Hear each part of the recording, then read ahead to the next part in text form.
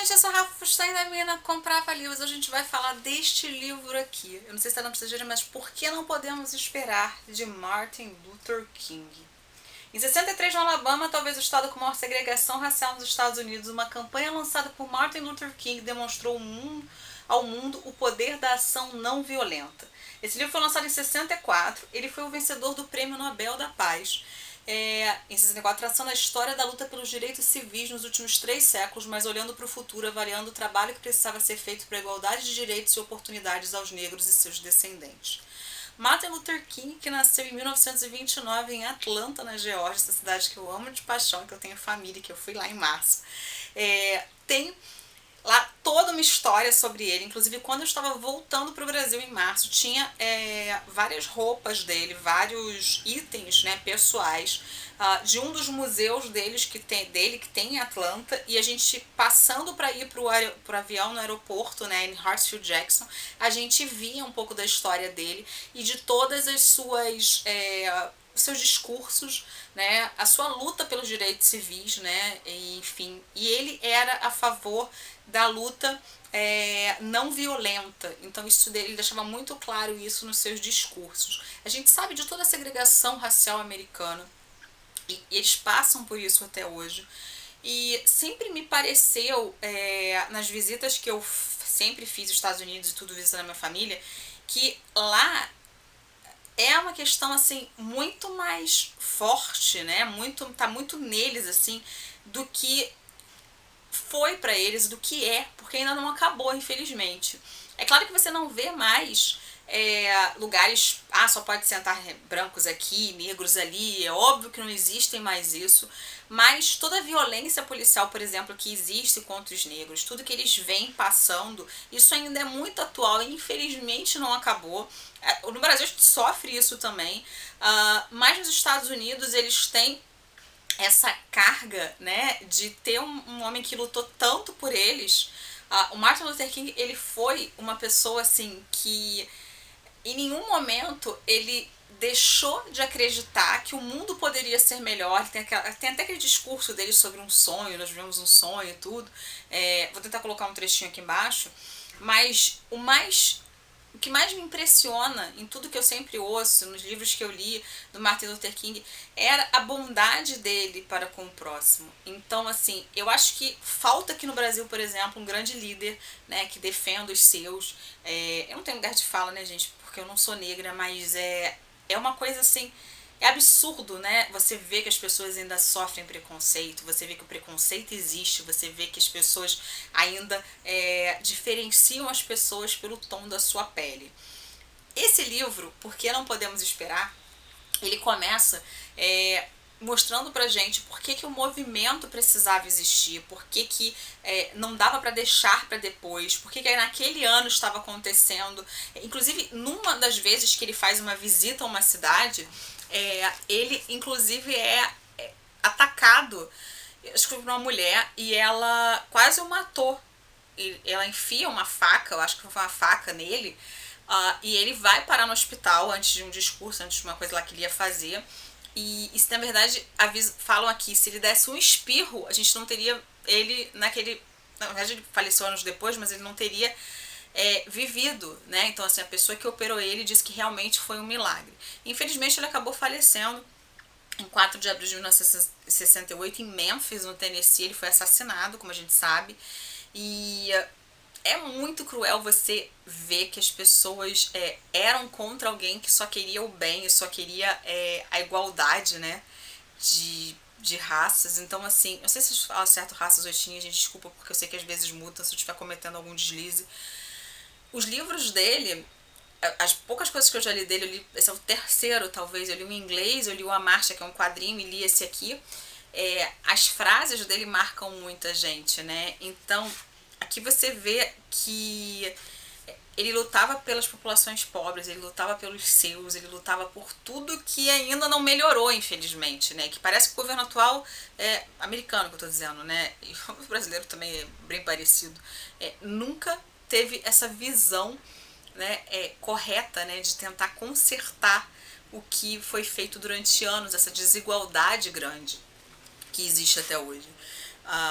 e a percepção de que a voz dos negros era totalmente ignorada e de que os brancos, mostra também um capítulo de que os brancos que sempre tiveram seus privilégios e tudo, eles achavam legal, achavam o máximo quando as pessoas, por exemplo, que trabalhavam nas suas casas, falavam, eu não vou me meter nisso, né? Isso não é pra mim, como se aquele direito não... É igual quando eu ouço, por exemplo, que a pessoa, eu sei que tem vários tipos de feminismo, mas os radicais eu realmente não me identifico também, mas dizer que é totalmente contra o feminismo, né? Porque o feminismo, na verdade, é uma igualdade, né?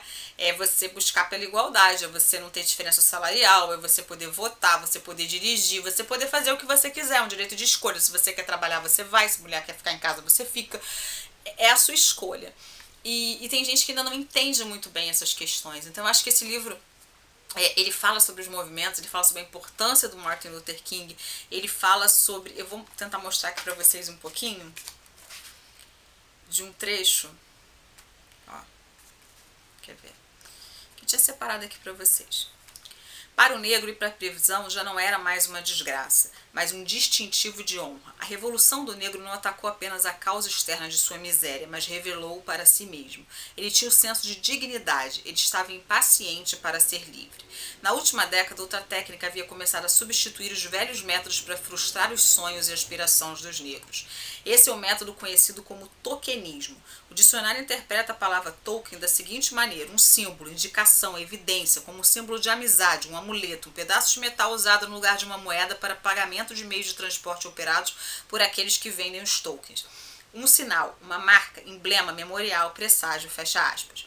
Quando a Suprema Corte modificou sua decisão sobre a dessegregação das escolas através da aprovação da lei de atribuição dos alunos, permitiu que o tokenismo corrompesse a sua intenção. Isso significava que os negros poderiam receber o brilho do metal simbolizando a verdadeira moeda que autorizava uma viagem a curto prazo para a democracia. No entanto, quem te vende o símbolo em vez da moeda sempre retém o poder para revogar o seu valor e para ordená-lo a sair do ônibus antes de ter chegado ao seu destino. Tokenismo é uma promessa a ser paga. Democracia, em seu melhor sentido, é o pagamento. O negro queria sentir orgulho de sua raça.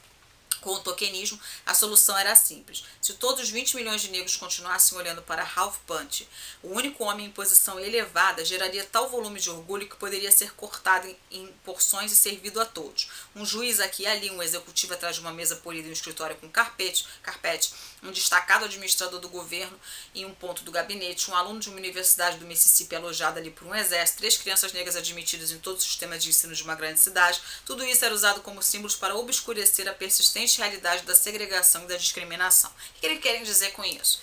Que não é porque a gente tem um político negro que foi feita a igualdade, afinal de contas ele está ali como um exemplo, como se fosse uma, né, tudo bem, tem um, então não quer dizer que tem preconceito, não. Só é igual, a igualdade só chega quando os números, né, são muito parecidos, quando não há uma diferença de 100 pessoas e uma só é daquela etnia.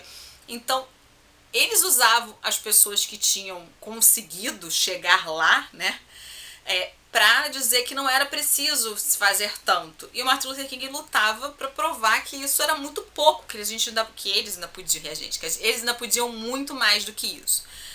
E exatamente com os discursos dele que são mostrados aqui, com a luta dele, a gente consegue entender o quanto ele incomodou e por que ele incomodou e continua incomodando as pessoas que são racistas e que não assumem isso. Isso é muito comum de não serem assumidos. Bom, eu tenho um grande carinho pela história dele, eu tenho uma grande admiração pela história do Martin Luther King. Eu cheguei a ver uma peça também que tinha o Lázaro Ramos e a Thaís Araújo, que conta...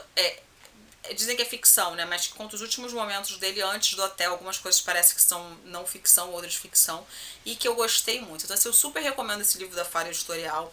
Acho que é um livro que mostra mais um pouco da face do Luther King. Então, para saber sobre os direitos civis, para falar sobre o que ele falava, assim, então 5 anos após a sua morte, ele ainda é um livro extremamente necessário. É um testemunho histórico, gente, é um alerta para todos nós que achamos que não existe mais racismo e que isso é mimimi. Então, todos nós, que eu estou dizendo, me incluindo, é lógico que eu não acho isso, mas entenderam, né? Bom, vou deixar o link aqui embaixo se vocês gostaram dessa resenha. Não esquece de deixar seu like, não esquece de comentar aqui se vocês pretendem ler esse livro ou não. Eu sempre trago, eu acho que a gente também, uma vez, uns meses atrás, pediram para mostrar quantos autores negros nós temos, né, nas nossas estantes. E a diferença aqui em casa é absurda. E eu fiquei me pensando, gente, pelo amor de Deus, né, olha a diferença. Né? É igual quando eu falo dos autores nacionais, autores internacionais. Então, assim, vamos parar para pensar um pouquinho por que isso acontece. Por que os autores negros não estão nas nossas estantes? Eles não são bons tanto quanto os brancos? Ou eles não tiveram as mesmas oportunidades? E por que não tiveram as mesmas oportunidades? Por que a gente não dá essas oportunidades? Então fica aí um livro para amar esse homem que foi uma bênção, né, aí na humanidade, que super merecido o Nobel, todos os prêmios, e que infelizmente foi cedo demais, mas que deixou sua marca para muitas e muitas gerações. É isso, eu vou ficando por aqui agradecendo a Faro pelo envio do exemplar, deixando os links aqui embaixo, comprando pelos meus links, vocês sempre ajudam o canal, então se mesmo que você quer comprar outro livro, entrando pelo link, comprando qualquer outro item, você está ajudando aqui o canal. Um beijo grande, eu vou ficando por aqui, até o próximo vídeo, pessoal. Tchau, tchau!